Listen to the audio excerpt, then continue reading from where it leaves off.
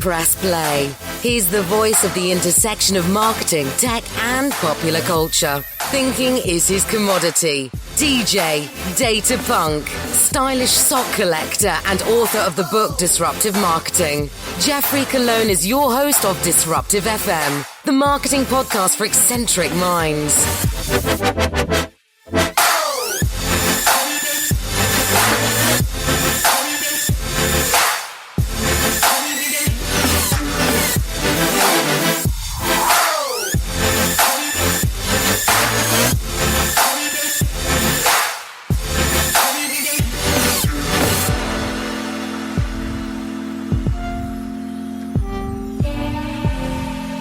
Friday, it's another episode of Disruptive FM, the marketing podcast for eccentric minds.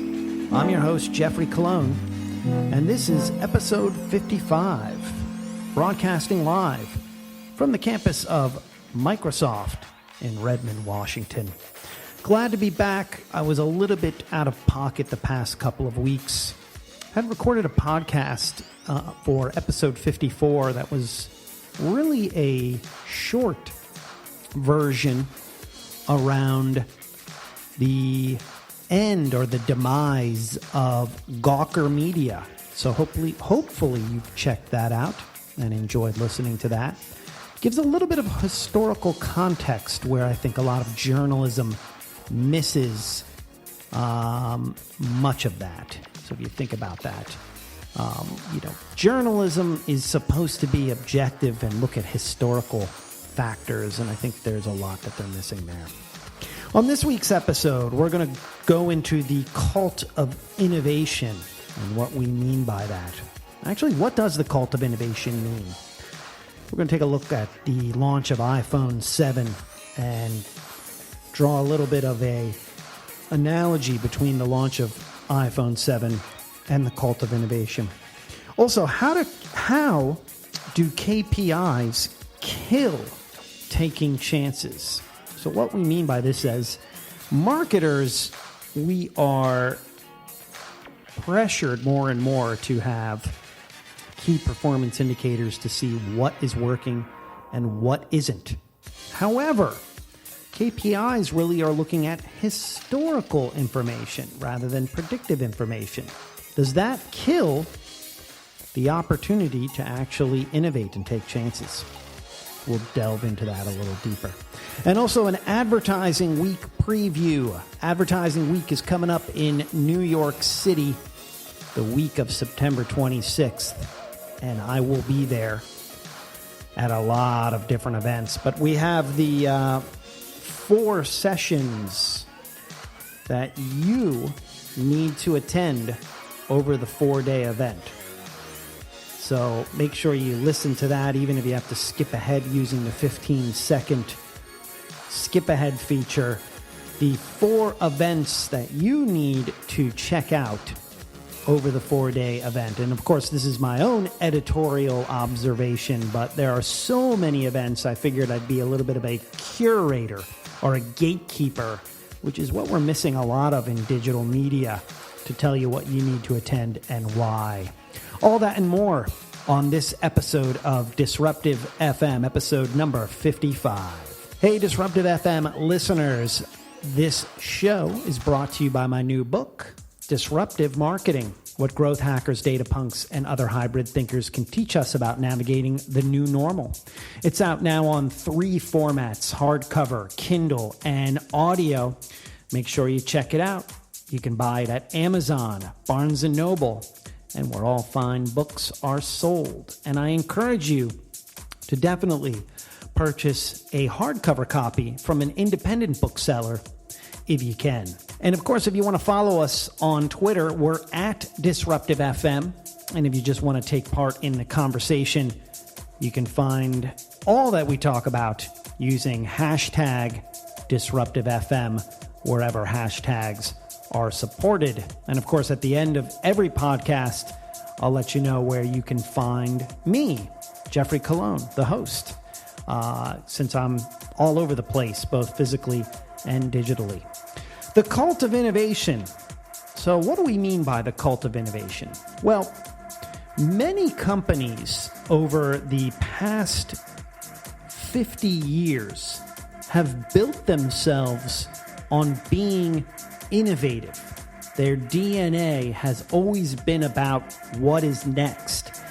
Daniel Gilbert even talked about this in his book, Stumbling into Happiness, and I encourage all of you to check it out. I believe it's from 2008, but still very, very important book.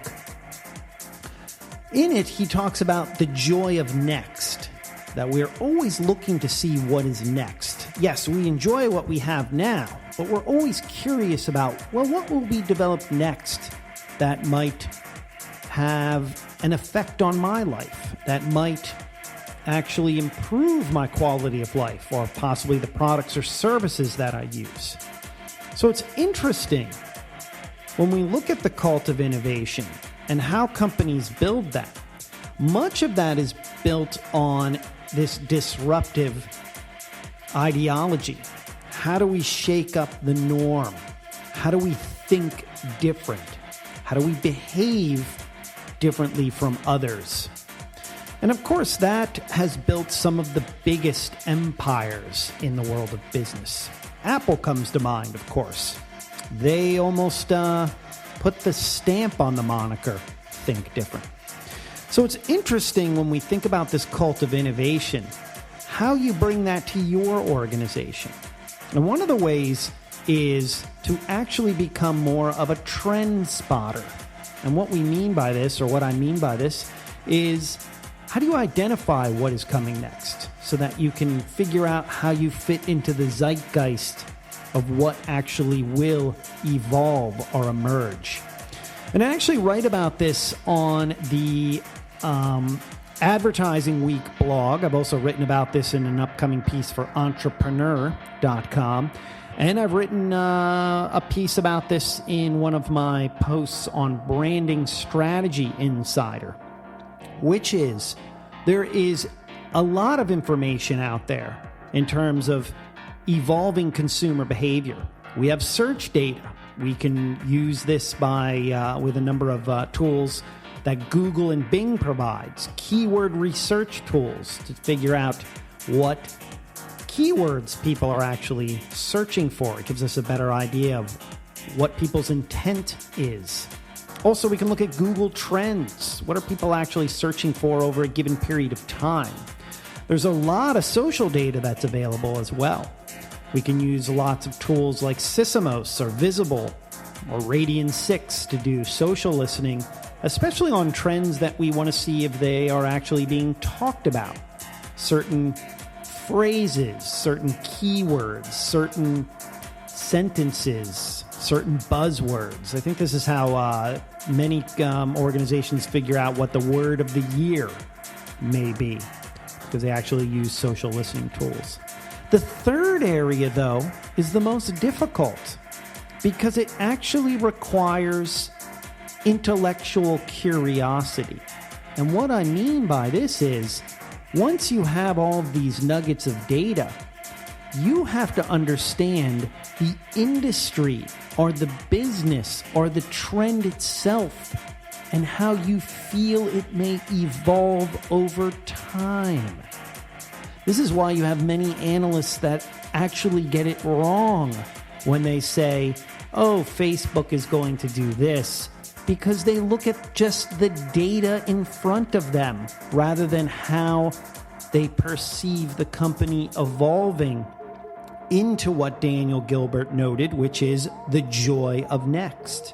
Of course, it makes sense that Facebook is evolving more into a tool where you can actually do things rather than just post things.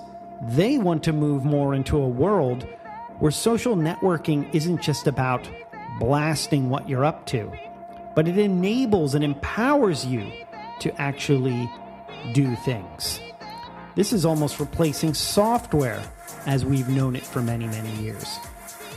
This culture of curiosity is also very important for understanding how apps will evolve, how phones or mobile will evolve, and also how behavior will be reshaped as a result of it.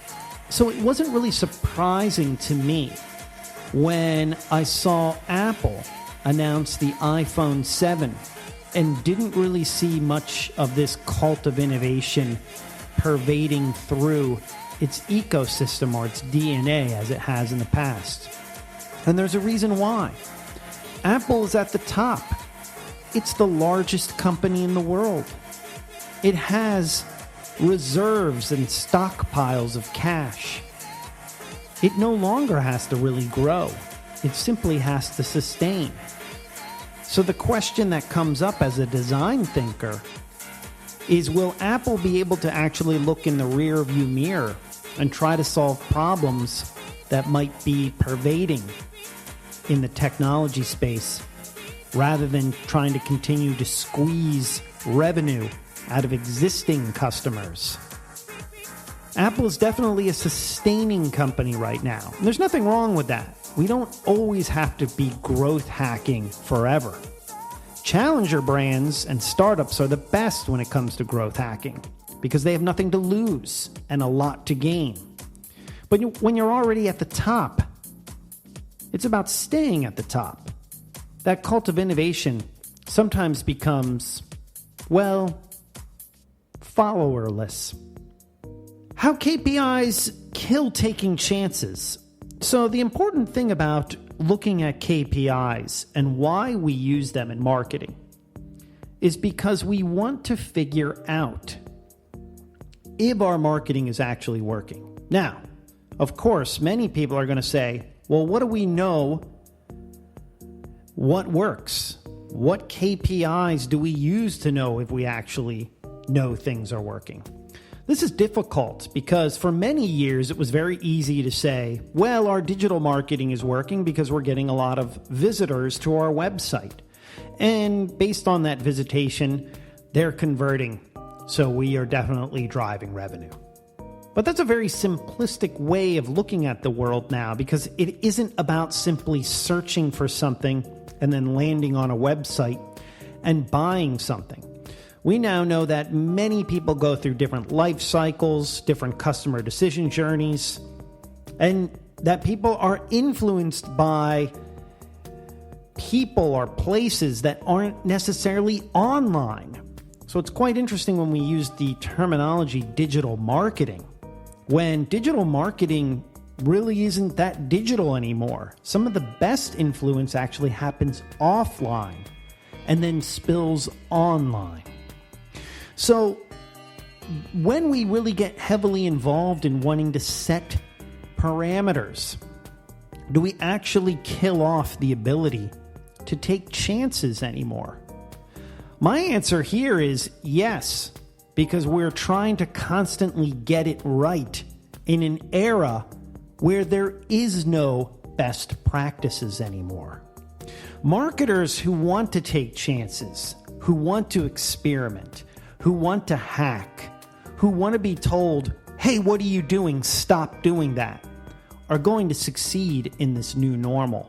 And the reason being is because they don't want definitive answers on if that works. Because we are in a constant test and learn phase as we cross this chasm from a world where we weren't able to measure anything into a world where we are able to measure more, but we don't know exactly what to measure. The problem with a lot of analytics is it doesn't really give us a flashlight into what people will actually do next. If we all had that crystal ball, well, I wouldn't be sitting here doing this podcast. I'd be retired on a desert island somewhere, sipping a cocktail and basically counting the money piled high. We know that we don't have all the answers.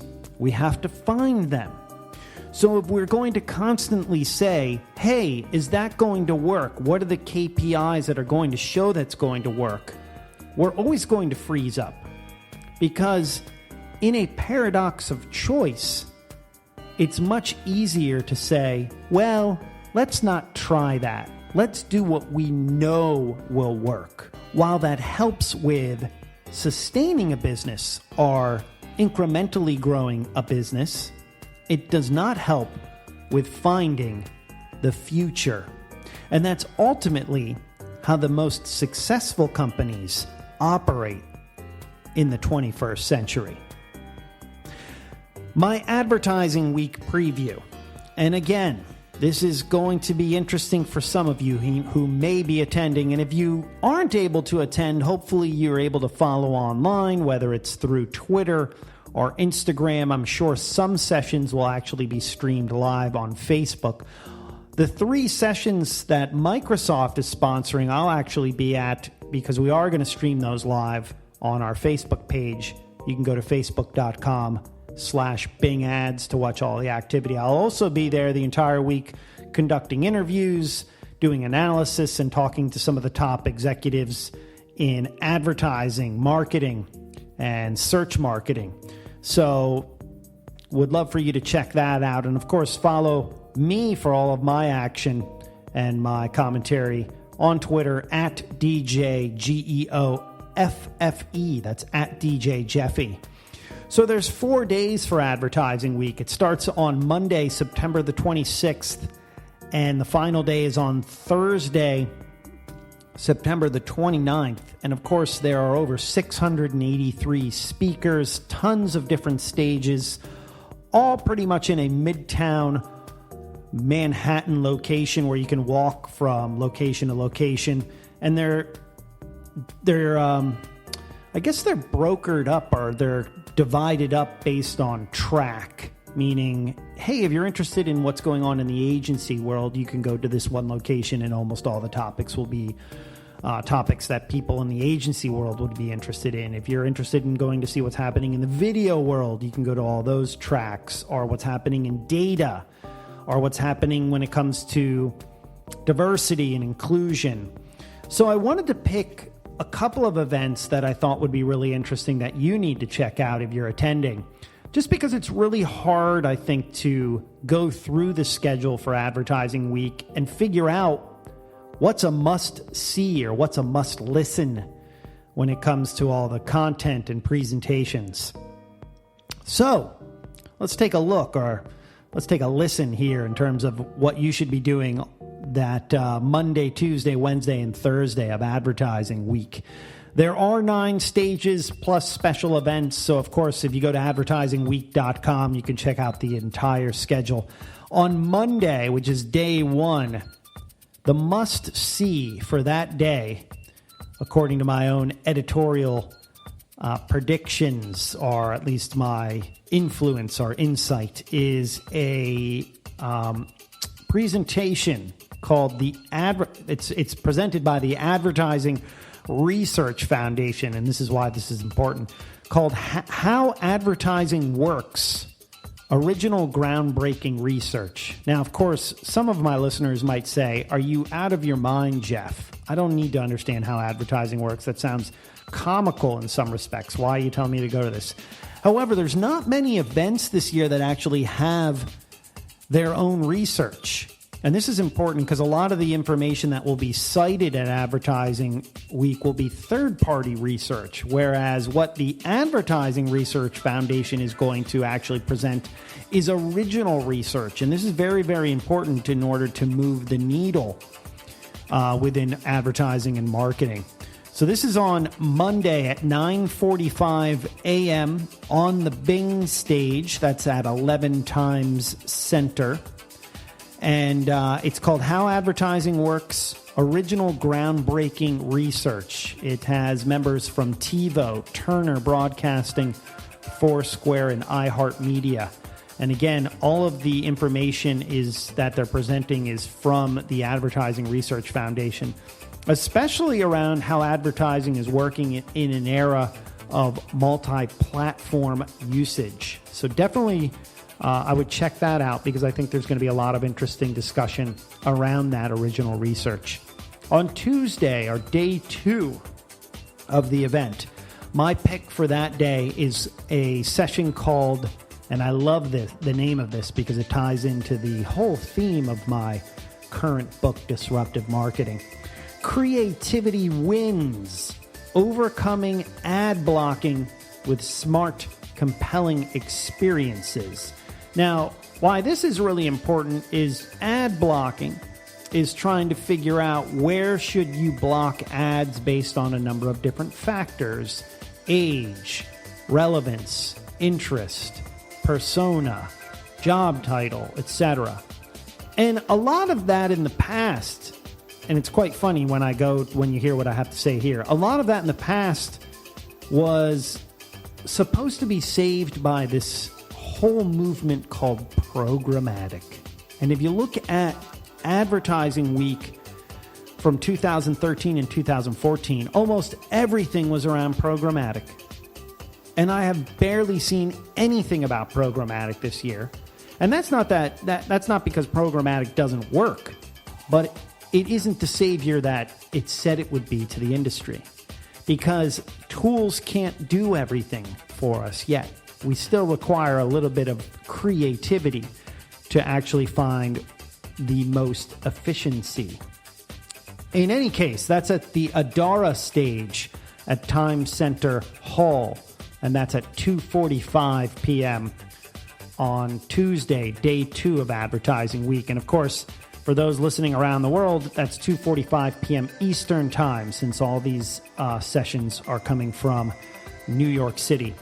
On Wednesday of advertising week, or day 3, and I encourage everyone to check out this session. This is very important for the industry, as well as the tech industry, as well as any industry, to really wrap their head around.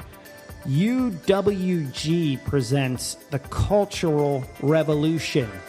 Are we ready for the next 50 years in advertising? That's at 11 a.m. at BB King.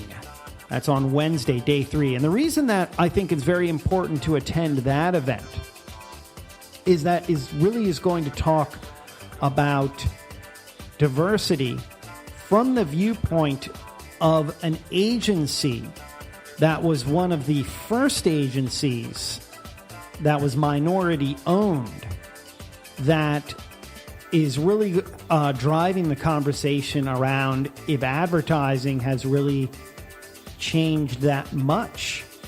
Has it really kept up with population change? We now know that the world looks very, very different. That not everyone is a white guy with glasses or a Don Draper look-alike. There are various shades of skin, and there are various colors, and there are various genders and lifestyles, and that's what makes the world beautiful. But that's not represented in the storytellers that actually come up with those creative ideas. So this is really interesting because it's a conversation on race, gender, and social responsibility, big areas that we have to talk about. And Uniworld Group, it's the longest standing multicultural advertising agency in the U.S., and it was founded in 1969 by advertising pioneer Byron Lewis, because at the time, people of color were being ignored in advertising. Of course, at that time, it was probably almost impossible to get a job in advertising if you were a person of color. So this is really an interesting look at the next 50 years in advertising and how advertising has to adapt to multicultural consumers, engagement with brands, and the ongoing issues that we have around race, culture, and social responsibility. So a very important one. Trust me, there's tons of sessions on data and video and agencies. I do think that if you can go to one event to have a conversation around what's important, it's this one. So that's Wednesday at BB King at 11 a.m. And then Thursday, which is day 4 and the final day of advertising week, I'm actually going to list 3 sessions you should attend here. And the reason I'm going to list 3 is because one is a session that is pretty cool, and the other 2 are the sessions I'm actually speaking at. So I wanted to make sure that I represented and I was objective by representing someone or a panel or a presentation that had nothing to do with me.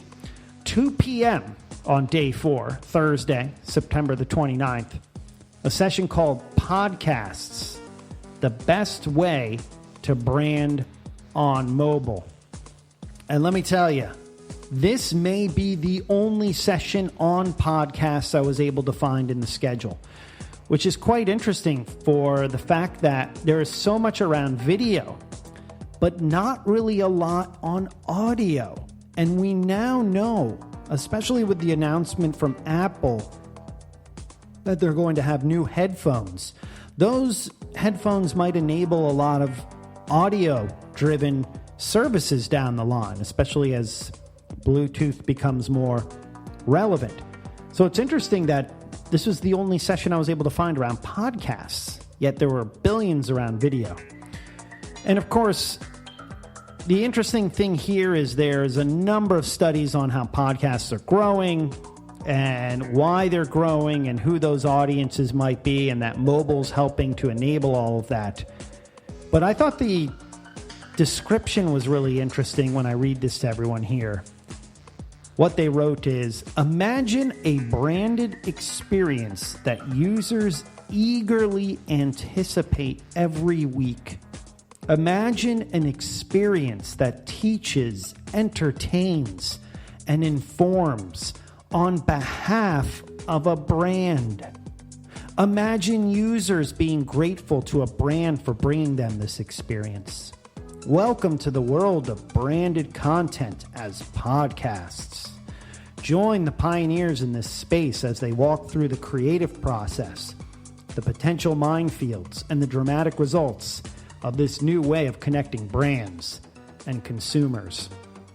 Really excited about this because honestly, there are a lot of great podcasts out there, and I don't even think about my own until people tweet to me and say, hey, where's your latest version? I'm really excited to listen to it. It's almost like a fix for people, which I think is really exciting. And you know what? I know that too because I love Revisionist History, Malcolm Gladwell's new podcast. And when there's not a new episode, I'm like, where is the new episode? I need it. And I don't know if I even think that way when it comes to my favorite TV shows or my favorite videos or my favorite series, so to speak, that I watch on a viewing surface. But podcasts, it's a very, very different animal, and it is a unique landscape, and that's why I would love for everyone to attend that session. Now, on day 4, there are 2 sessions I will be at. So I want to make sure that if you're listening, and you will be at Advertising Week, that you come check me out so we can meet in person. 10:30 a.m., Search Advertising in a Digital Nomadic Society. That's at the Bing stage at 11 Times Square. I'll be presenting with the Bing evangelist, Christy Olson. We also are the hosts and producers of another podcast that we do called Search Hacks that Bing Ads produces. So definitely check that out if you want to. Have something else to listen to that talks a little bit more around the practitioner level of search advertising. And then at 11 a.m., I'm going to hightail it out of there over to BB King, and you can check me out on a panel called Disrupt the Disruptors, how companies can inoculate themselves against disruption. And there are a lot of awesome people on this panel as well.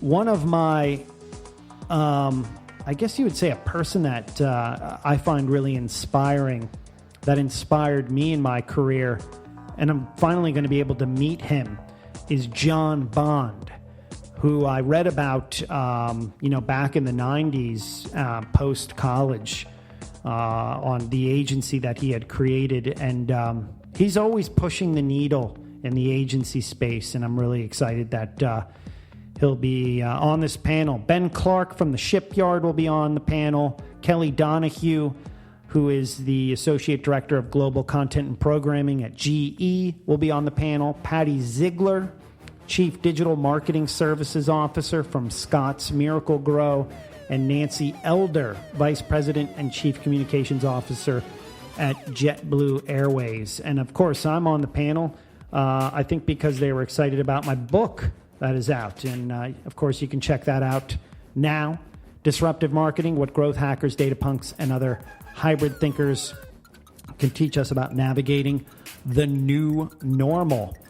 So very excited about Advertising Week. Hope to meet as many of you as possible while I'm there. I am there from Sunday till Sunday. That's an entire week. I'll be back in my hometown of New York City. So hopefully we get to connect. If you are listening and you are attending, drop me a note on Twitter at DJGEOFFE or drop a line on LinkedIn and let's connect. And of course, if you don't use those services and use others, you can find all the services or how to find me on my website, geoffreycolon.net. That's GeoffreyColon.net, and click on one of the buttons, or tap on one of the buttons, I should say, for one of the platforms that you are on in order to converse with me. Hope you enjoyed episode 55, another episode from the campus of Microsoft in Redmond, Washington. This is Disruptive FM. We'll catch you next time.